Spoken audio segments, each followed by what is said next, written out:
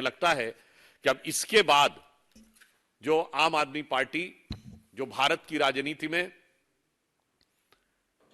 मूल्यों की राजनीति स्थापित करने का दावा करके आई थी, वो सबसे मूल्यहीन पार्टी दिखाई पड़ रही है।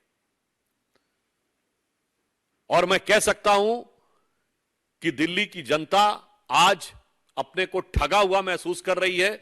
और इसके साथ मैं ये भी कहना चाहूंगा, अब एक के बाद एक नेता जिस प्रकार से उभरते चले आ रहे हैं इसमें, तो ऐसा लगता है कि दारू के दरिया में पता नहीं कितने डूबे और उतराए हुए हैं। और मुझे तो वो पुराने गीत की पंक्ति याद आ जाती है, एक निकल रहा है मंत्री, फिर दूसरा डिप्टी सीएम, फिर तीसरा संसदीय दल का नेता, और अभी आगे अल्लाह जाने क्या होगा आगे। तो मुझे वह पंक्ति याद आती है, जिसको देखो वही आज मदहोश है, आज तो ये दीवाना गजब ढा गया। मतलब अब एक के बाद एक जिस प्रकार के कैरेक्टर्स उभर के सामने आते जा रहे हैं, मुझे लगता है इसके बाद श्री केजरीवाल जी की बातों की निर्लज्जता और धृष्टता पूरी तरीके से जनता के सामने आ गई है। इसलिए हमारा यह मानना है कि अब यह देश की जनता के लिए भी एक विचार का विषय है, फूड फॉर थॉट है। जो लोग राजनीति में नए प्रयोग की बातें करते हैं, यह एक्सपेरिमेंटल पॉलिटिक्स का दौर अब नहीं है। भारत प्रखरता के साथ, दृढ़ता के साथ और नई भूमिका को निभाने के लिए जहां विश्व पटल पर उभर रहा है, यहां ये तरह तरह के एक्सपेरिमेंट्स करने के प्रयास होते हैं। उन एक्सपेरिमेंट्स का परिणाम कितना दुखद और देश के लिए खतरनाक हो सकता है, और उन प्रयोगों के चेहरे पर चढ़ा हुआ मुखौटा कितनी जल्दी उतर सकता है, यह भी समझना चाहिए। बहुत स्पष्ट है कि अब किसी भी प्रकार का प्रयोग भारतीय राजनीति के लिए घातक हो सकता है।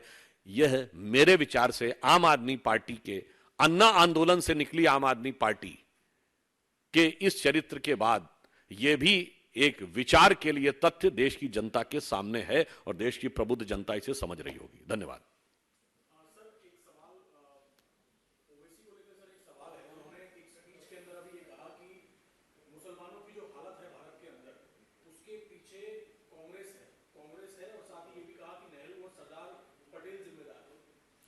देखिए, वो वैसे तो किस किस स्पीच में क्या क्या कहते रहते हैं उसके ऊपर टिप्पणी करना वो है, तो मुझे लगता है इस प्रश्न का उत्तर तो आप उनसे ज्यादा पूछें तो ज्यादा बेहतर होगा, कांग्रेस वालों से। हाँ, इतना जरूर मैं कहना चाहूंगा कि आज जो भी हालात है, यद्यपि यह बात मैं एक बार मैंने संसद में भी कही है, मैं पुनः कह देना चाहता हूं कि आज स्वतंत्रता के 75 वर्ष हो गए।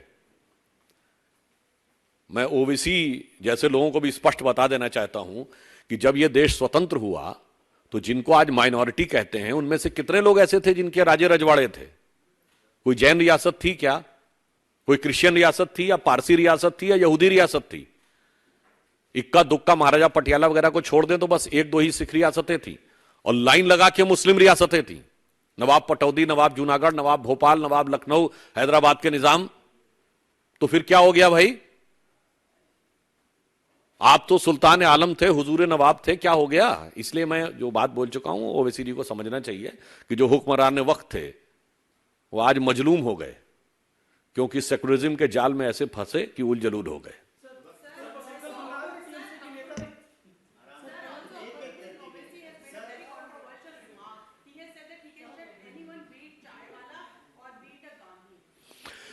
नहीं, क्या, कैन यू रिपीट?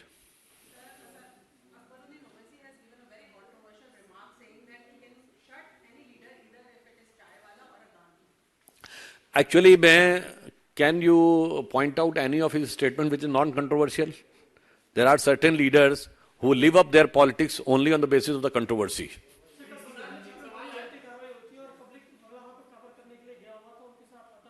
कहाँ?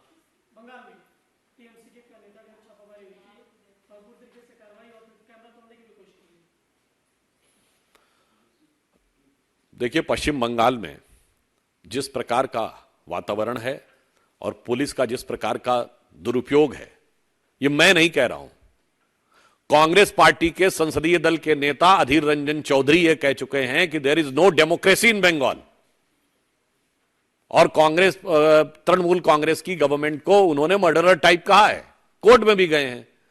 तो भाई हमारी बात पे यकीन ना हो तो अपनों की बात पे तो यकीन कर लें। हमारे कार्यकर्ताओं के साथ होता हुआ अत्याचार विपक्ष को दिखाई नहीं पड़ता है, तो अपने कार्यकर्ताओं के साथ होता हुआ अत्याचार अनाचार तो देख लीजिए। मगर क्या करें कि मोदी विरोध का इतना इश्तेहार आंख पे चिपक गया है कि अपनी कार्यकर्ताओं का भी उनको अत्याचार दिखाई नहीं पड़ता।